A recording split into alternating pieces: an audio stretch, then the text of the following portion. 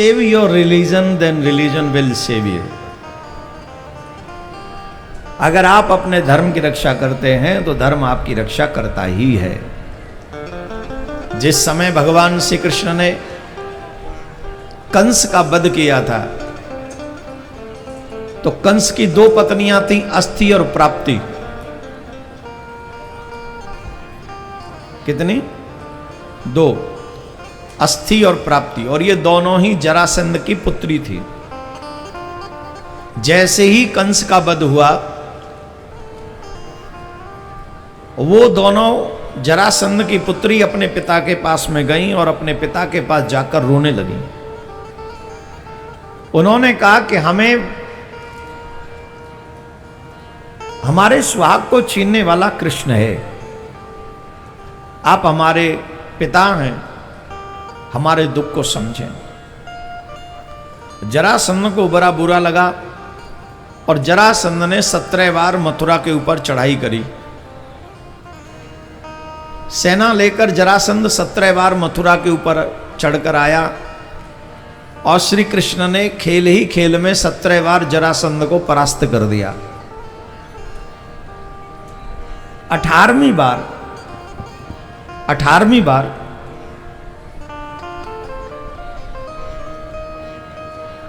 कालियवन को सेनापति बनाकर और ब्राह्मणों को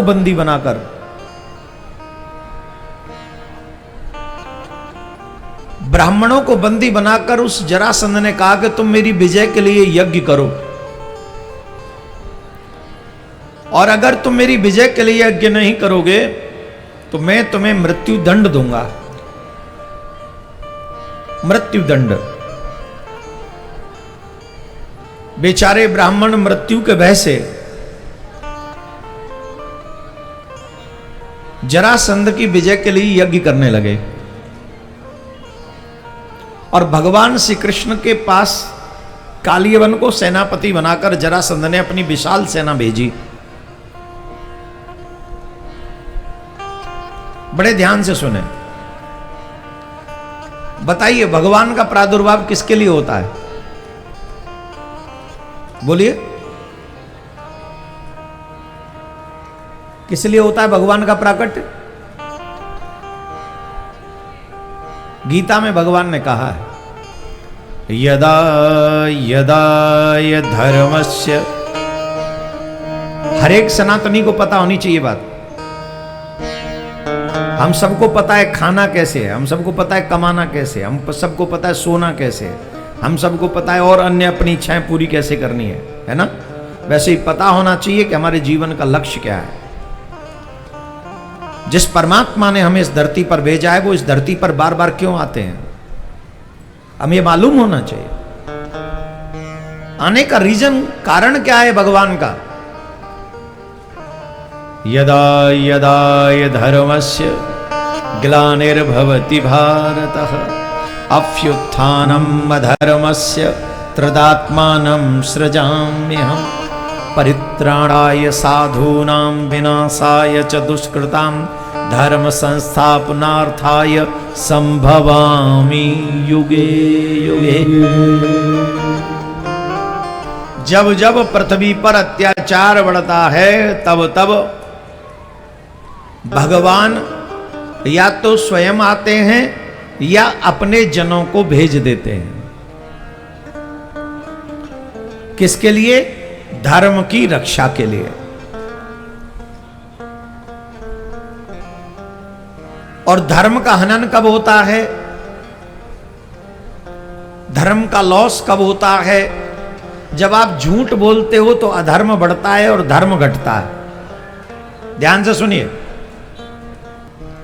जब आप असत्य बोलते हो तो अधर्म बढ़ता है, जब आप किसी के साथ कपट करते हो तो अधर्म बढ़ता है, जब आप मद्यपान करते हो तो अधर्म बढ़ता है, जब आप मांस भक्षण करते हो तब अधर्म बढ़ता है, जब आप जुआ खेलने का मन बनाते हो तब अधर्म बढ़ता है, जब आप किसी पराई स्त्री पर दृष्टिपात करते हो, पराई पुरुष पर दृष्टिपात करते हो तब अधर्म बढ़ता है, रात रात भर मोबाइल पे वीडियोस देखते रहते हो उल्टे सीधे तब अधर्म बढ़ता है। दृष्टि दूषित होती है। जब गंदे शब्द सुनते हो तो अधर्म बढ़ता है। श्रवण शक्ति दूषित होती है। जब आप अपने मुंह से गंदे गंदे लफ्ज शब्द बोलते हो तब आपकी वाणी शक्ति जो है अपवित्र होती है, तब अधर्म बढ़ता है। हर एक घर में है अधर्म, बोलो हाँ या ना। जब आप मना करो बोले हमारे घर में नहीं है। दिन में 2 सेकंड के लिए मंदिर हुआते अपने आप को हम धर्मात्मा मानते हैं और पूरे दिन झूठ बोलते रहते तो उसको अधर्मी नहीं मानते। दूसरों की संपत्ति पे हमेशा नजर टिका के गाड़ के बैठे रहते हैं, उसे हम अधर्म नहीं मानते। लेकिन 2 रुपया हम दान के मंदिर में चढ़ा दें तो हम अपने आप को धर्मात्मा मानते। दिन भर कितनों से लूटा ये नहीं ध्यान दिया, लेकिन 5 रुपए मंदिर में चढ़ा दिए तो हम धर्मात्मा हो गए। क्या है धर्म, क्या है अधर्म? हम लोगों के जीवन में धर्म की श्रृंखला 1% भी ढंग से नहीं है और अधर्म 99% हम लोगों के जीवन में अधर्म है। माँ बाप से छल करते हैं, पत्नी से छल करते हैं, पति से छल करते हैं, बच्चों से छल करते हैं, पड़ोसियों से छल करते हैं, व्यापार में छल करते हैं, जॉब में सर्विस में छल करते हैं। कौन सी ऐसी जगह है जहां हम छल नहीं करते हैं? यह अधर्म है, धर्म नहीं है। जब अधर्म बढ़ता है तब भगवान आते हैं। इसलिए राम आए क्योंकि रावण ने अधर्म बढ़ाया, इसलिए कृष्ण आए क्योंकि कंस ने अधर्म बढ़ाया, और इसलिए यहां पर देवकी नंदन कथा सुना रहे हैं क्योंकि यहां भी कोई बीड़ी पी के, कोई गुटखा खा के, कोई शराब पी के, कोई मांस खा के अधर्म बढ़ा रहा है। इसलिए ठाकुर जी ने निर्णय किया कि यहां पर कथा हो, सब नहीं तो कुछ सुधरे। सब तो नहीं सुधर सकते। अगर इतने लोग सुधर गए तो भिंड ही स्वर्ग बन जाएगा। इतने नहीं सुधरेंगे, I know very well, but कुछ पीपल अवश्य सुधरेंगे। और ये जो कुछ सुधरेंगे ना, उन्हीं के लिए कथा हो रही है, याद रखना। सबके लिए नहीं हो रही, सब तो तमाशगीन बन के बैठे होंगे, लेकिन जो अपने जीवन में यहां से कुछ कैच करके जाएगा, ये कथा उसी के लिए हो रही है। अब तुम ये सोचो कि तुम्हें ये कथा अपने लिए चाहिए कि नहीं चाहिए। It's up to you, it's not my responsibility. I am speaking for all, सबके लिए बोल रहा हूं। जिसे जितना चाहिए ले जाओ। जब जब अधर्म की श्रृंखला बढ़ती है तब तब भगवान आते हैं, या भगवान के भक्त आते हैं, या कथाकार आते हैं, या फिर संत आते हैं और धर्म की स्थापना करते हैं। अब गौ हत्या होगी तो अधर्म होगा, ब्राह्मण की हत्या होगी तो अधर्म होगा। और वहां ब्राह्मणों से कहा गया अगर मेरी विजय नहीं हुई तो तुम सबको मार दिया जाएगा। और भगवान से कौन जीते? प्रश्न यह है, भगवान से कौन जीत सकता? बोलो। हमारे ब्रज में एक कहावत है, रामते और गामते काऊ की ना पार पर है गामते और रामते। पूरा गांव लठ लेके ठाड़ हो जाए, कितनो बड़ो मंत्री, कितनो बड़ो आदमी, कितनो बड़ो बिजनेस हो, भागना ही पड़ेगा गांव छोड़ के। क्योंकि पूरा गांव ही आएगा। और रामते कोई कितनो भी बड़ो रईस होए, पदवान होए, ज्ञानवान होए, प्रतिष्ठावान होए, 1 सेकंड ना लगे सब लोग यूं ही कहते दिखे राम नाम।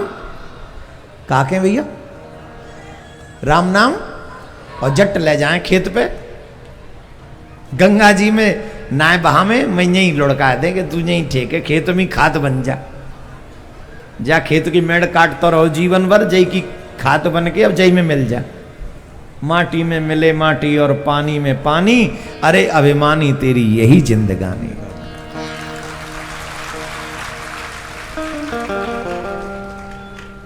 अनमोल जीवन तेरा व्यर्थ हो गया। तो भगवान से किसकी पार बसा सकती है? तो कौन भगवान को हरा सकता है? तो ये सोच के कि वीरता के कार्य मैंने बहुत किए हैं, आज ब्राह्मणों के प्राणों की रक्षा के लिए मुझे कायरता का भी काम करना चाहिए। तब कालियवन के आगे से भगवान रण छोड़कर भाग गए और उनका एक नाम पड़ा रणछोड़ राय। और आज भी आप जब गुजरात में जाएंगे तो रणछोड़ राय का मंदिर है, बड़ा सुंदर मंदिर है, बड़ा अद्भुत दर्शन है। रणछोड़ राय किसके लिए बने? धर्म की रक्षा के लिए। किसके लिए? जोर से बोलिए। अब ईमानदारी से बताइए, अगर कृष्ण हमारे बाप हैं, माई बाप हैं, हम उनकी संतान हैं, क्या हमें अपने कृष्ण के धर्म की रक्षा नहीं करनी चाहिए? बोलो, करनी चाहिए कि नहीं करनी चाहिए? करना है। माथे पे तिलक नहीं है, सत्य वचन नहीं है, गले में तुलसी नहीं है, बड़ों के प्रति रिस्पेक्ट नहीं है, रामायण का पठन नहीं है, हनुमान चालीसा का पठन नहीं है, सूर्य को जल देना नहीं है, जीवन में सद्व्यवहार नहीं है। अगर मैं कृष्ण को मानता हूं तो कृष्ण की भी माननी चाहिए। सिर्फ कृष्ण को मानने से काम नहीं चलेगा, कृष्ण की मानने से काम चलेगा। कृष्ण की भी मानो।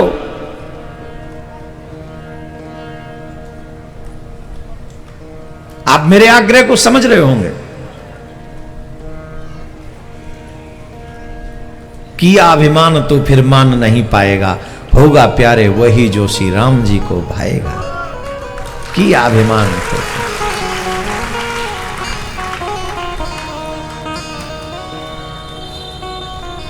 भगवान ने ब्राह्मणों की रक्षा के लिए रण छोड़ दिया, और रण छोड़कर, रण छोड़ रहा है नाम रखा लिया, सिर्फ धर्म की रक्षा के लिए। आप सबसे हमारा निवेदन है, अगर अपने आप को कृष्ण का प्रेमी मानते हो, अगर अपने आप को सनातनी मानते हो, तो अपने घर में कम से कम सनातन को जिंदा करो। अपने घर में सनातन को मत मरने दो। अगर तुम वाकई हिंदू मां का दूध पी के बड़े हुए हो तो, अगर थोड़ा भी जमीर जिंदा है, कृष्ण बार बार आते इस धरती पे धर्म की रक्षा करने के लिए, उसी धर्म की रक्षा करने की कसम खाओ अपने घर में। मैं ये नहीं कहता कि पूरा मोहल्ला सुधार दो ना, मोहल्ला मत सुधारो, अपने आप को सुधारो और अपने परिवार को सुधारो, सिर्फ उसकी कसम खाओ। इतना तो कर सकते हो ना, करना चाहिए। झूठ सांच बोल बोल के कितनों को शराबी बना दिया एक शराबी ने, रोज टीवी पे ऐड दे दे के कितनों को जुआरी बना दिया एक क्रिकेटर ने, 2-4 हीरो ने पूरी दुनिया को जुआरी बना दिया। सब लग गए ड्रीम 11 में, तमाम जुआ खेल रहे हैं, तमाम गेम खेल रहे हैं मोबाइल में। हाँ या ना? ये क्या है? जुआ नहीं है? जुआ है कि नहीं? जितने भी जुआ खेलने वाले हैं सबका पतन होगा। इनके घर में कभी शांति नहीं आएगी, इनके घर में कभी धर्म का झंडा नहीं फहराएगा जो जुआ खेलेगा। अरे पहले चौसर पे खेलते थे, अब मोबाइल पे खेल रहे हैं। खेल तो जुआ ही रहे हैं। इतिहास नहीं पढ़ते हो? पांडवों ने एक बार गलती की थी, उसका कितना बड़ा खामियाजा भुगतना पड़ा, कितना बड़ा, करोड़ों करोड़ों लोग मर गए, और तुम सोचते तुम बच जाओगे? तुम्हारी लाखों योनियां बर्बाद हो जाएंगी। चोरी से कमाया हुआ, छल से कमाया हुआ एक भी रुपया तुम्हारी पतन का कारण है।